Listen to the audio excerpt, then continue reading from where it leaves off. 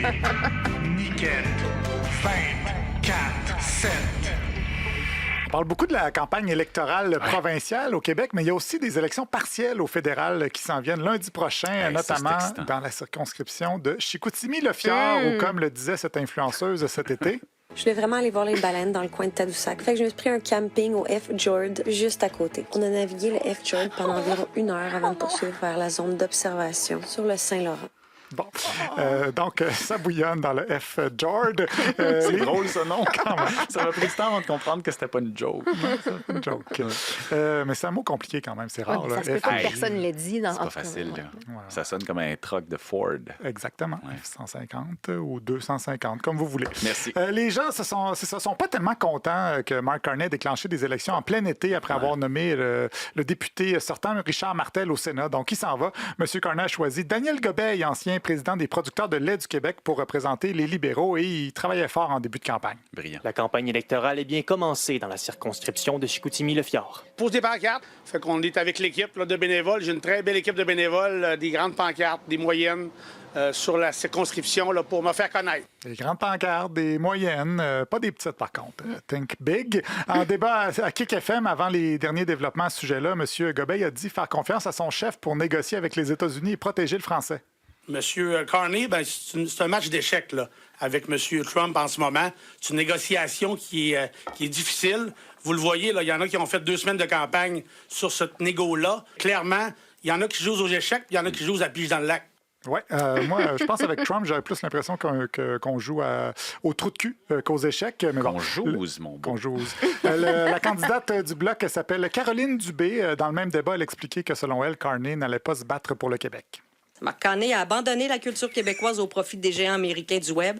En annulant la taxe sur les services numériques, il prive nos créateurs de 1,1 milliard par année. 1,1 milliard par année. J'imagine que c'est moins pire qu'un point d'exclamation milliard. C'est très drôle, parce que je peux te faire une petite... Oui, vous utilisez l'intelligence artificielle pour faire vos transcriptions. Oui. Et puis, il a écrit Mark Haney. Comme la madame l'a dit, c'est Mark Haney. C'est à l'oreille. Le F-Jord. Yves François Blanchette, le chef du Bloc, lui a passé beaucoup de temps dans la circonscription. On sent qu'il a été déçu du choix de M. Gobeil de se présenter pour les libéraux parce qu'ils se sont beaucoup fréquentés. Je disais en boutade, j'ai plus de photos avec Daniel Gobeil qu'avec ma femme. Hey, on a beaucoup collaboré, tellement que je m'explique mal qu'ils prennent le risque d'être le Stephen Guilbeault de la gestion de l'offre. Oui, parce que quelqu'un risque de se sentir floué dans cette histoire. J'espère que ce ne sera pas la femme de M. Blanchette. Le lieutenant québécois des conservateurs, Pierre Paulus, lui a décrit les 3 partis principaux ainsi. Le Parti libéral, c'est le parti de Montréal, des grandes villes. Le Parti conservateur du Canada, c'est le parti des régions du Québec. Puis il y a le Bloc québécois. Bon, vous savez c'est quoi le Bloc? Donc, on dirait que c'est rendu compte qu'entre le Parti des villes et le Parti des régions, il n'y avait pas vraiment d'autres options. Leur candidat, Régis Gaudreault, il veut défendre les valeurs du Saguenay, entre autres la valeur de ne pas prendre l'autobus. Ici, le transport en commun, ce n'est pas un choix. C'est pas un luxe. Les gens ont besoin de leur véhicule.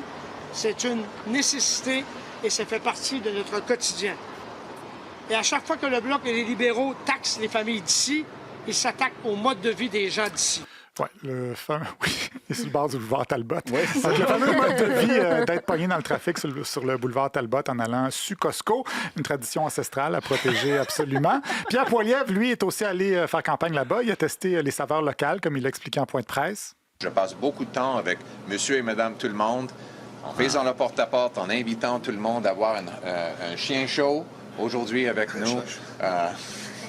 C'est bien très... Est-ce qu'on dit hot dog ou chien chaud? Il faisait une petite joke ou, comme dirait M. Poilievre, une blague.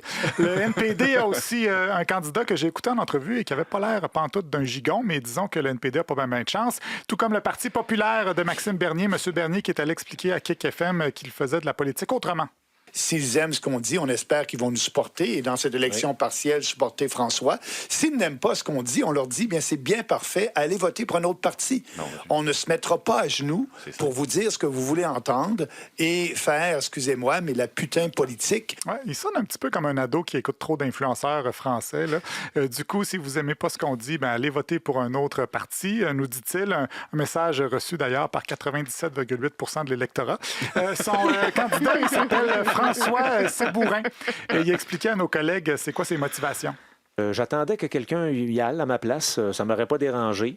Moi, vous savez... Mais personne n'avait envie ou quoi? Non, il n'y a pas grand monde qui lève la main. Que lui non plus, il ne veut pas vraiment faire de la putain de politique.